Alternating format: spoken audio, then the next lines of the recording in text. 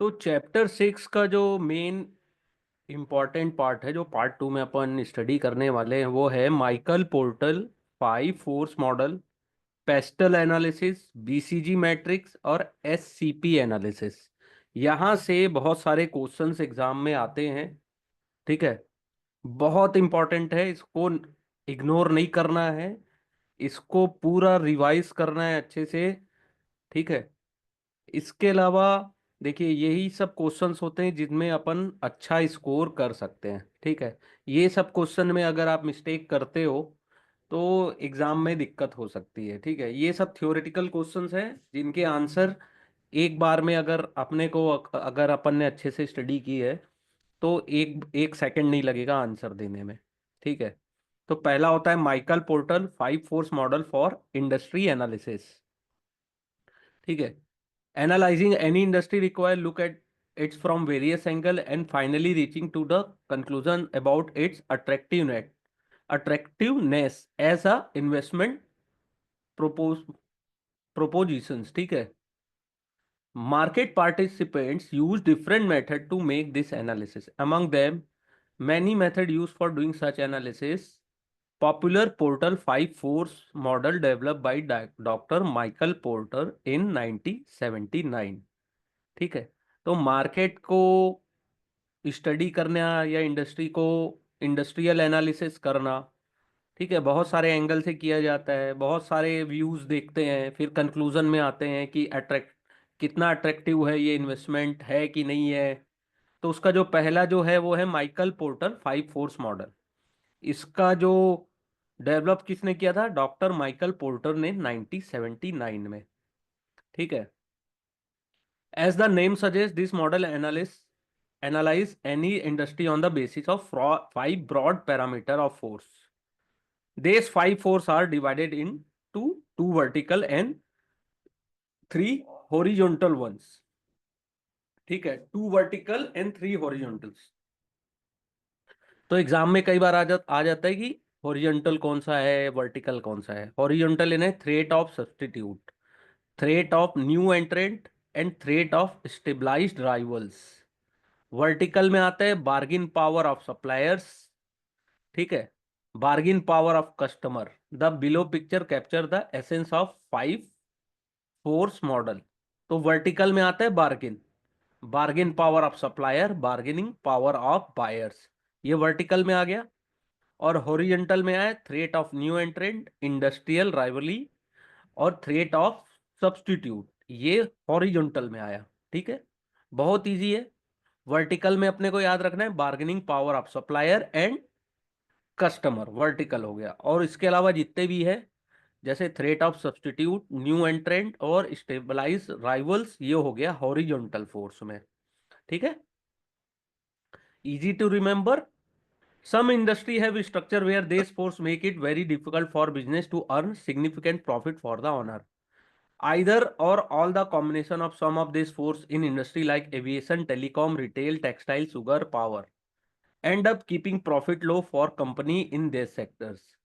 ठीक है, तो ये जो सेक्टर्स है, aviation, telecom, retail, textile, sugar and power, ये सब में प्रॉफिट बहुत लो होता है। ठीक है, such sector are termed as unattractive one by the model from owner। ठीक है, on the other hand industry like education, FMCG, healthcare and IT enjoy huge margin over long period of time as the force are not so strong there। तो education, FMCG, health care और IT बहुत ज्यादा enjoy करते हैं। अब जो इनमें जो प्रॉफिटेबिलिटी होती है बहुत ज्यादा होती है। ठीक है, such sector are term as attractive by the model of share holders. Two of Warren Buffett quote in the context of industry structure are pertinent here। When a management with reputation for brilliance tackle of business with reputation of bad economy, it is the reputation of business that remain intact। ठीक है, ये समझ में आया? जब reputation company का अच्छा है, ठीक है, with a reputation for bad economics, it is the reputation of business that remain intact, यानी बिजनेस इंटैक्ट रह गया। Should you find your self a chronically leaking boat, energy devoted for to changing vessel is likely to be more productive than energy devoted to patching leak. ठीक है, तो ये Warren Buffett के quotes है जिससे industrial analysis के 2 point बताए गए हैं। ठीक है, जो भी चीज समझ में नहीं आएगी प्लीज क्वेश्चंस पूछते रहिएगा, एग्जाम आपको देना है। ठीक है, एग्जाम आपको देना है, एक बार में पास करना है। और ये एक रेपुटेशन की बात होती है एग्जाम पास करना एक बार में। ठीक है, अपना एक वो बोलते हैं ना, ईगो वाली बात होती है। एक रेपुटेशन होता है ना कि एक बार में पास नहीं किए तो क्या मतलब है इतनी पढ़ाई करने का। ठीक है, तो स्टडी अच्छे से करना है। माइकल पोर्टर, हॉरिजॉन्टल और वर्टिकल फोर्स। ठीक है, इसको याद रखिएगा, इसको पढ़िएगा, नहीं समझ में आएगा पूछिएगा। इंडस्ट्री राइवली क्या होता है? Industry where rivalry is high, like aviation and telecom, the end result will be lower pricing power and lower income for industry participants। Telecom और एविएशंस में कितनी ज्यादा कंपटीशन है ये तो आप ब्लाइंडली देख सकते हैं, अपने देश में ही देख लीजिए कि टेलीकॉम इंडस्ट्री की क्या हालत है और एविएशन की क्या हालत है। Innovation in product and customer service and engagement initiative become essential in such industry. नए प्रोडक्ट को लॉन्च करना, कस्टमर सर्विस देना, ये सब चीजें भी बहुत एसेंशियल है इस इंडस्ट्री में। A strong competitor with deep pocket can easily adopt the tactics such as continuous dumping product service at price lower than the cost to drive other of the industry। जैसे रिलायंस है, Reliance industry जो है वो अभी सस्ते में अपने को नेट सर्विस और डीटीएच सर्विस और बहुत सारी सर्विस ये लोग प्रोवाइड कर रहे हैं, लेकिन रियल कॉस्ट उससे ज्यादा पड़ती है इनको। ठीक है, न्यू एंट्रेंट के लिए क्या ये पॉसिबल है? अगर अपन आज मैं बिजनेस अगर करना चाहूँ तो क्या मैं जितनी कॉस्ट आ रही है उससे कम में मैं कस्टमर को सर्विस दे सकता हूं? अगर मैं टेलीकॉम इंडस्ट्री की बात करूं, नहीं। ठीक है, not every one can sustain loss for a long period. कोई भी ना इतने लंबे समय तक लॉस को सस्टेन नहीं कर सकता। Intensity of rivalry can be understood from following simple industry characteristic. It would be high, many company exist in business segment, similar product service being offered by participant while little or no differentiation। Every industry participant try to attract customers with similar strategy, lower price or longer credits। Switching cost for customer from one product service to another is low or nil। ठीक है। बहुत सारी companies है business segment में, similar products है सभी के पास। ठीक है, स्ट्रेटजी सिंपल है, लोअर प्राइस, सस्ता रखो, सबको बेचते रहो। Switching cost of customer from one product service to another is low. तो ये सब क्वालिटी होती है जब बिजनेस में कंपटीशन ज्यादा हो, जैसे टेलीकॉम और aviation. Business in industry will go through frequent phase of low revenue and profitability। The telecom industry in India is a case of point where a number of players in each telecom circle try to garner market share by offering competitive plan। तो जितने भी India में हमारे telecom companies है वो क्या कर रहे हैं? सस्ते में ऑफर कर रहे हैं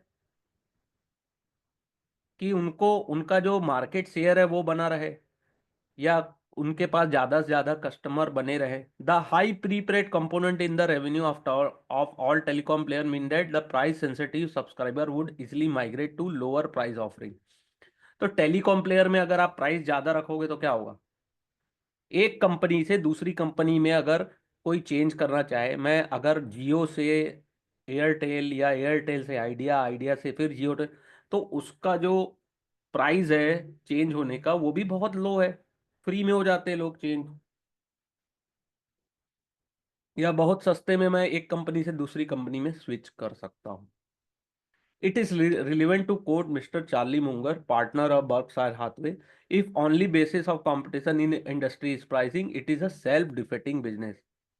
अगर कंपटीशन केवल प्राइसिंग से हो रहा है तो वो क्या होती है? सेल्फ डिफिटिंग बिजनेस, यानी खुद के बिजनेस को खराब कर रहे हैं। ठीक है, ये बोलने का मतलब है, तो ये इसको बोलते हैं industrial rivalry.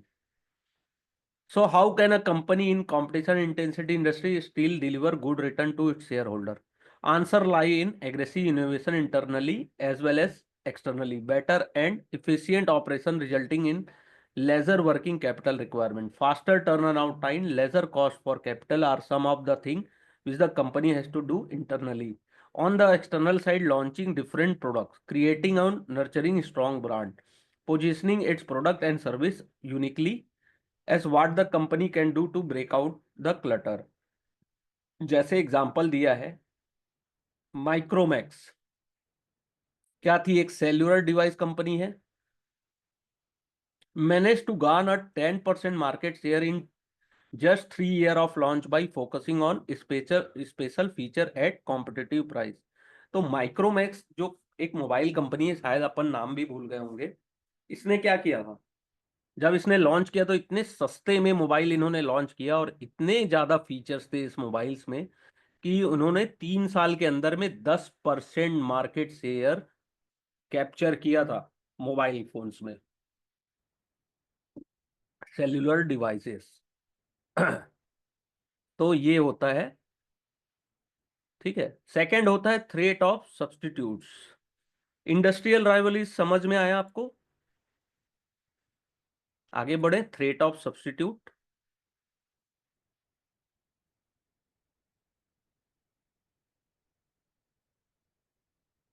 Okay, industry go through significant change from time to time. Telegram does not exist anymore as short message service emerge as cheaper and easier alternate।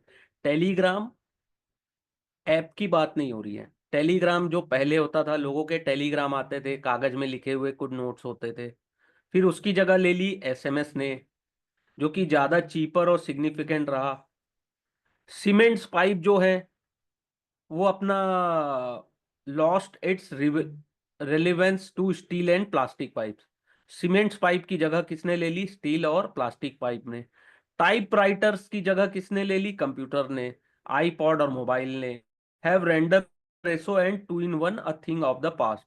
The famous example is how digital photography completely destroy the film based model. तो digital photography जब आई तो उसने film based model जो Kodak के कैमरे थे जिसमें रील लगी रहती थी उसको खत्म कर दिया। First digital camera was invented by Kodak engineers to protect their existing business. The company did not move to that. A innovation happen, existing product become irrelevant. This is called threat of substitute। यानी कि एक product से customer दूसरे में चला जा रहा है, अगर आपने नया इनोवेशन नहीं किया या आपने समय के अनुसार आपने चेंजेस नहीं लाए तो क्या होगा, धीरे से आपका बिजनेस भी खत्म हो जाएगा। Some industry are not able to face the threat of substitute and fail, while other reinvent themselves। कई लोग सब्स्टिट्यूट नहीं कर पाए, फेल हो गए, कुछ ने रीइन्वेंट किया, ठीक है। Some industry do not have threat of business at all. कई कई बिजनेस में सब्स्टिट्यूट नहीं होते हैं, जैसे पावर, हेल्थ केयर और एजुकेशन। पावर, हेल्थ केयर और एजुकेशन, इसमें ज्यादा सब्स्टिट्यूट अभी तक नहीं आए। There could be different mode of servicing customer at different time but this product service will never be out of business. अब देखो, एजुकेशन, हेल्थ केयर और पावर का क्या है कि मोड डिफरेंट हो सकते हैं, लेकिन अभी तक कोई भी सब्स्टिट्यूट इनका नहीं आया है। Threat of substitute can be understood from following two simple industry characteristic. It would be high. Substitute offer equal or better experience to customer। अगर कोई नया सब्स्टिट्यूट आया, अगर अपन ने टेलीफोन की जगह मोबाइल फोन यूज कर रहे हैं तो क्यों कर रहे हैं, क्वालिटी, प्राइस और easy to use. Switching cost for customer from one product and service to another is lower nil. ठीक है, स्विचिंग कॉस्ट कम है या तो बहुत ही नील है, ठीक है।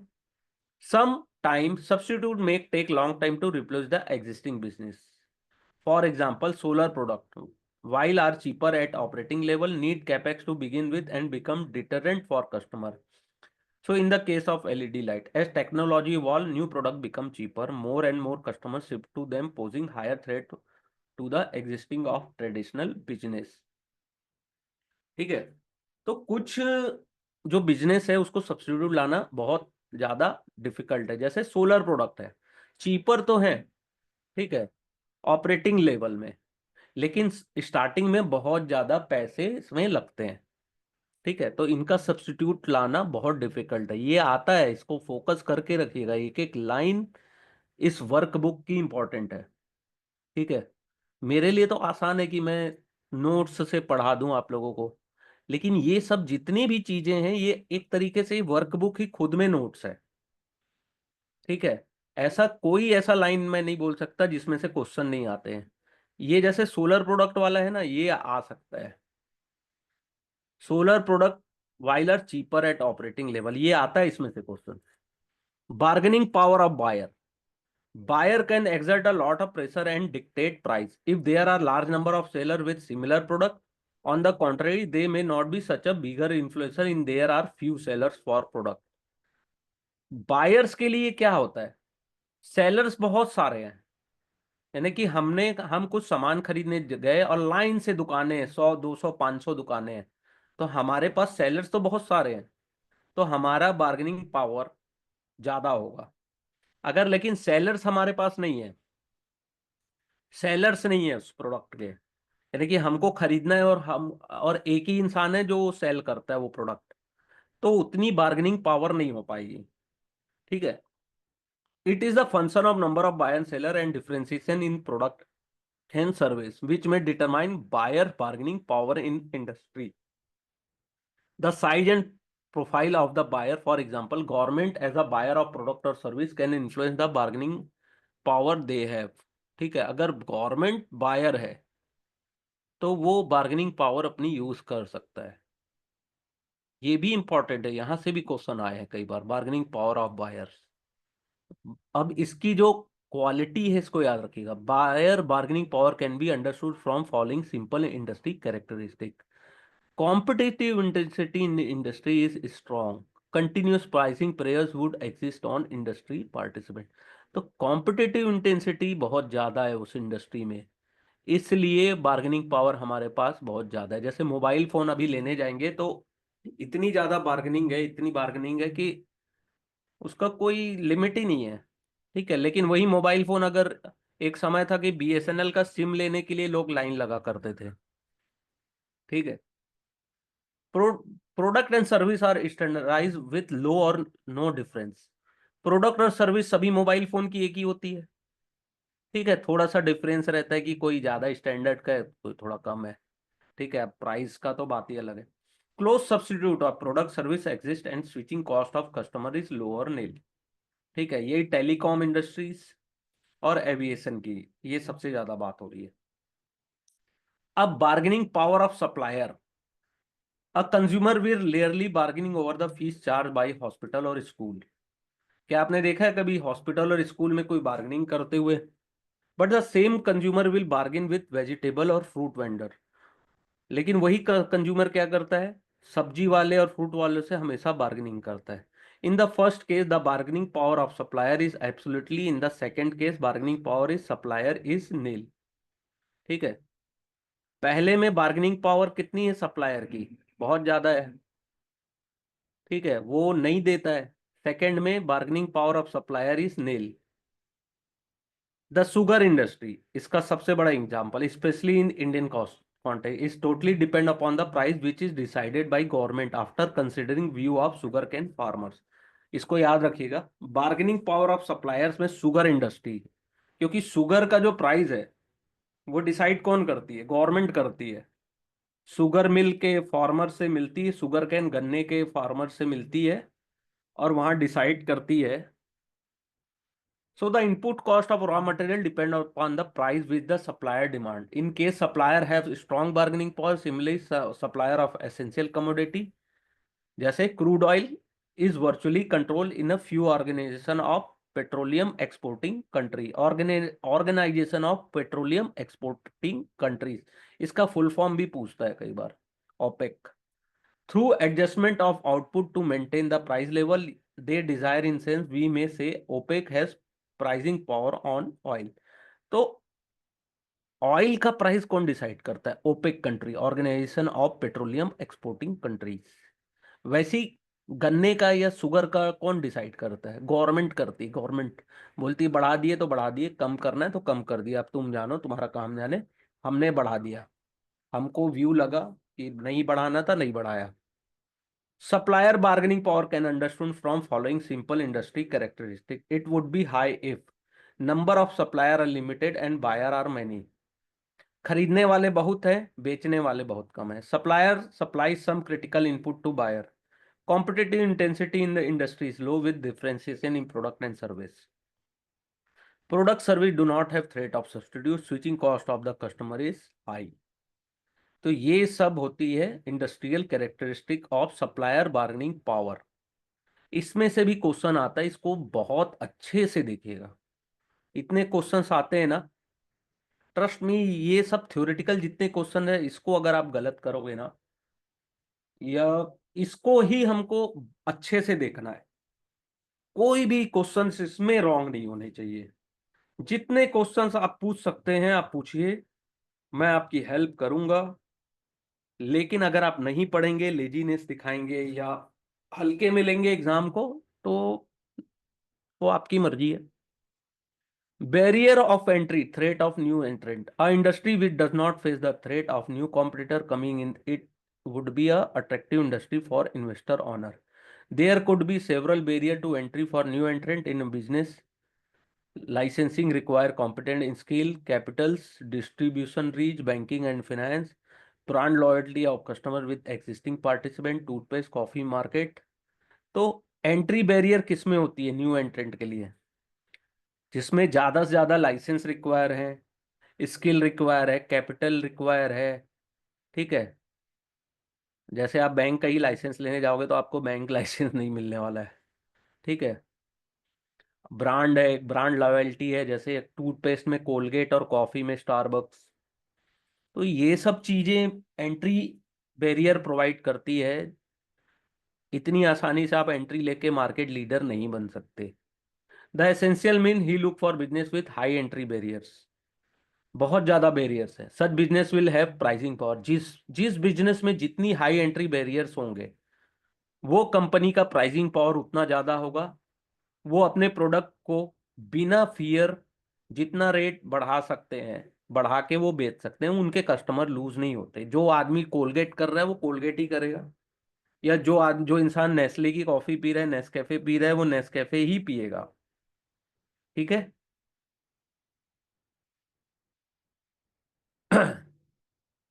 Entry barrier in industry can be understood from following simple industries characteristic. There are a lot of licensing required in the business. Entry barrier. Patent and copyright prevent new entrant. ठीक है, बहुत सारे लाइसेंस लगते हैं। Patent and copyright के कारण नए entry इतनी आसानी से नहीं मिलती। Huge investment in specialised asset pose a challenge. बहुत ज़्यादा इन्वेस्टमेंट लगता है। Strong brand, strong distribution network, specialised execution capability, customer loyalty with existing product service in business. Based on above discussion, attractive industry from shareholder perspective, one that has a more and following salient features. Low competitions, competition बहुत कम है उसमें। Higher barrier to entry, weak supplier bargaining power, weak buyer bargaining power और few substitute। ठीक है, तो एक अच्छे इन्वेस्टर्स को इस टाइप के बिजनेस को ज्यादा अट्रैक्ट करते हैं शेयर होल्डर्स, जिसमें कंपटीशन नहीं है, हायर बैरियर है एंट्री के लिए, वीक सप्लायर बार्गेनिंग पावर है, वीक बायर बार्गेनिंग पावर है, सब्स्टिट्यूट बहुत कम है। ठीक है, और एंट्री बैरियर्स के ये चार कैरेक्टरिस्टिक होते हैं, इसको भी ध्यान से देख लीजिएगा। ठीक है, और कुछ समझ न आया तो यहाँ तक बताइए। यहाँ तक ऐसा कुछ जो समझ में ना आया हो। बहुत इंपॉर्टेंट चैप्टर है। फैसला यही डिसाइड करता है कि कौन एग्जाम पास कर रहा है, कौन छोड़ रहा है।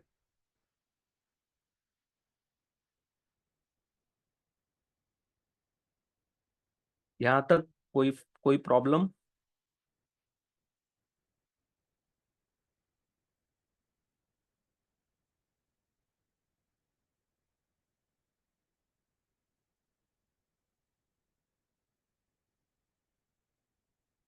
अगर कोई कंपनी में ये सब फीचर्स हैं, low competition, high barrier of entry, weak supplier bargaining power, weak buyer bargaining power, it would have strong pricing power. तो इनकी प्राइसिंग पावर स्ट्रांग होती है, हाई प्रॉफिट मार्जिन होता है, इन्वेस्टर ज्यादा से ज्यादा अट्रैक्ट होते हैं। Education in India is the India where is the ample demand and very little bargaining power of the students. तो एजुकेशन जो इंडिया में है, इसकी डिमांड ज़्यादा है और इसमें बार्गेनिंग पावर भी नहीं होता स्टूडेंट्स के पास। The industry is by and large protected from recession, recession भी से भी प्रोटेक्टेड है। Starting a education institute require multiple permission. एक एजुकेशनल इंस्टीट्यूट खोलने के लिए बहुत ज्यादा परमिशन की जरूरत होती है। Quality institutions are few, quality के इंस्टीट्यूशन बहुत कम है, इसलिए कंपटीशन भी ज्यादा नहीं है। Teaching staff is higher at salary decided by management, जो टीचिंग स्टाफ है वो भी मैनेजमेंट के द्वारा डिसाइड किए जाते हैं, जिनकी सैलरी भी बहुत कम होती है। ठीक है। कॉम्पिटिटिंग कोर्स थ्रू में be available but do not generate enough confidence among students. Thus, education industries can be said to be example of attractive industries. तो एक एजुकेशन इंडस्ट्री को क्या बोल सकते हैं? अट्रैक्टिव इंडस्ट्री बोल सकते हैं। ठीक है, ये इसके कुछ प्लस पॉइंट्स दिए गए हैं। ठीक है, इसको देखिएगा, इसमें से भी क्वेश्चंस आते हैं कई बार। फिर सेकंड होता है PESTLE analysis, PESTLE, political, economic, socio cultures, technological, legal and environmental analysis, इसको पेस्टल बोलते हैं। ठीक है। Some model extend this to include ethics and demographics, कुछ कुछ मॉडल्स में इसमें एथिक्स और डेमोग्राफिक्स भी इंक्लूड है, दस मॉडिफाइड द एक्रोनिम स्टीपल्ड। ठीक है, अगर इसमें एथिक्स और डेमोग्राफिक्स को ऐड किया जाए तो इसका जो एक्रोनिम है वो हो जाता है STEEPLED. This analysis is done more from the perspective of business which is looking to set up unit offshore and analyzing several country to choose from. This model primarily analyze the external environment factor that will act as an influencer for business. Pastel analysis में external environment को ज्यादा से ज्यादा analysis किया जाता है। ठीक है, जितनी भी ये चीजें लिखी है सब एक्सटर्नल है। पॉलिटिकल फैक्टर्स जैसे country can have variety of political structure, communist country would have social objective above anything else, while capitalist one would not necessarily have all responsibility of welfare। अगर कोई कंट्री कम्युनिस्ट है तो वहां पे सबसे ज्यादा social objective की बात होगी।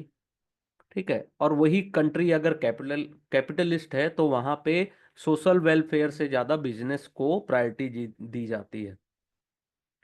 Further capitalist also exhibit difference among themselves in term of their approach to the social welfare scheme.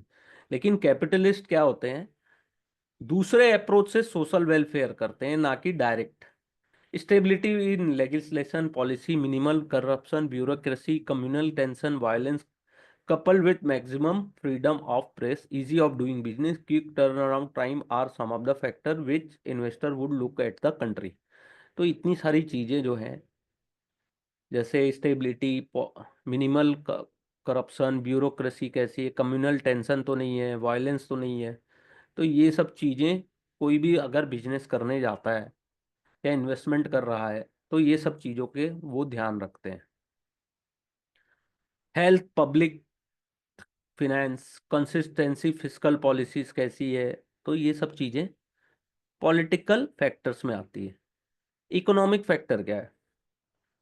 The economy parameter of country such as GDP growth and its contributor, inflation and interest rate, composition of import and export, balance of payment and exchange rate, stability, stable monetary and fiscal situation, well developed financial market, taxation and other will define its attractiveness as a investment destination, whether a country depend upon export or internal consumptions, whether this internal consumption is driven by import or domestic manufacturing, whether the country has high inflation and hence a falling currency। ये सब चीजें हैं।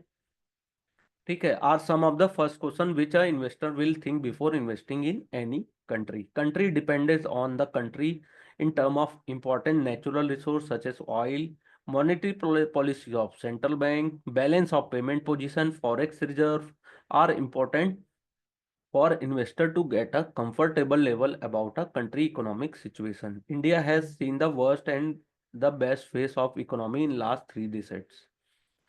तो ये सब चीजें जितनी बात की गई कि जीडीपी ग्रोथ कितनी है, इन्फ्लेशन कितना है, इंटरेस्ट रेट कितना है, एक्सपोर्ट इंपोर्ट कैसा है, balance of payment and exchange rate stability कैसी है, मॉनेटरी पॉलिसीज कैसी है, फिस्कल पॉलिसीज कैसी है, फिनेंशियल मार्केट कैसा है, टैक्सेशंस कैसा है।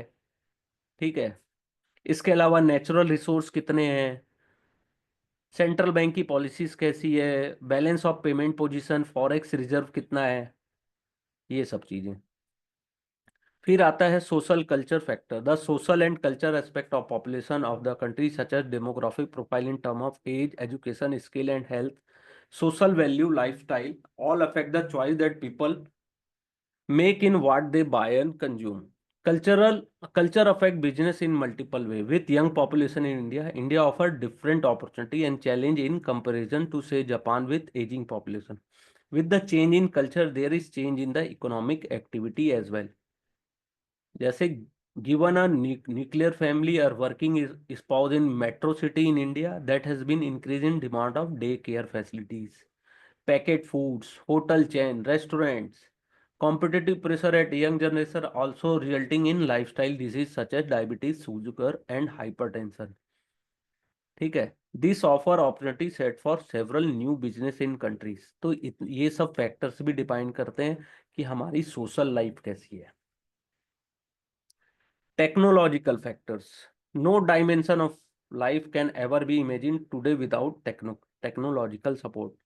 Technology is playing crucial role in taking business and society to next level. Develop of scientific temper among students lead to a ever technology evolving societies. Country pushing R&D activity are bound to be a forefront of technology. Availability of technology savvy population. Institution driving technology based initiative infrastructure help a country attract investors.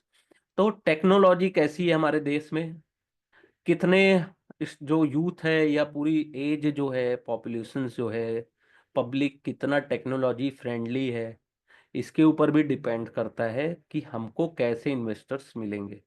Legal factors, legal architect of country, ability of legal system to support and protect in business, what business look for a country, consistency of legal aspects and no arbitrary change given comfort to the business and investor both. In India recently the Vodafone retrospective tax case, also the cancellation of telecom license and mining license have been example of discomfort to the investment opportunity. Transparency in legal environment and enforcement for law are thing which investor would fear, कि कितना transparent है legal और enforcement of law, वो भी investor को attract करता है। Environmental factor, developing nations are generally bound to emit environmental harming gases in the atmosphere. A country awareness of environmental issue and the policy relating to pollution control, waste disposal, mining and protecting of natural flora and fauna, rehabilitation of displaced local resident are all thorny issues which, if not clear spelled out ambiguously, can lead to operational and legal issue in future and ultimate loss of money resource for business. Investor look for clear policy of government on this issues. तो एक investor क्या जाता है कि country में pollution control कैसा है, waste disposal है कि नहीं, mining, protection of natural flora and fauna, rehabilitation of displace local resident, ये सब के लिए कितनी क्लियर पॉलिसीज हैं। इन्वायरमेंटल इश्यूज हैं, अगर क्लियर नहीं है पॉलिसीज तो क्या होता है, कोई भी इन्वेस्टर अपने पैसे नहीं लगा सकता उस बिजनेस में। क्या पता कब गवर्नमेंट कौन सा इन्वायरमेंटल इशू लाके वहां क्रिएट कर दे। As the government pushes for India is become manufacturing hub, environmental issue are creeping up. They are acting as one of the deterrent for investor ready to enter India. All the factor referred to the above affect the all company equally. Evaluating the factor of each factor and it's critically for business is a important step to follow. Environment में ये सब चीजें भी issue रहती है, जहाँ issues है और क्लियर नहीं है कि उसके फ्रेम नहीं बनाए गए हैं, पॉलिसीज नहीं बनाई गई है, वहां पे इन्वेस्टर्स डरते हैं इन्वेस्टमेंट करने से। तो ये अपना हो गया पेस्टल एनालिसिस। ठीक है, आज अपन ने दो एनालिसिस देख लिया अपन ने। ठीक है, फर्स्ट था माइकल पोर्टर 5 फोर्स मॉडल और दूसरा पेस्टल एनालिसिस। तो इन दोनों को एक बार अच्छे से रिवाइज कर लीजिएगा। कल जो अपन पढ़ेंगे इसके आगे बीसीजी एनालिसिस पढ़ेंगे। ठीक है, BCG, Boston consulting group analysis. ठीक है, यहाँ तक अगर कुछ समझ ना आया तो प्लीज मुझसे पूछ लीजिए।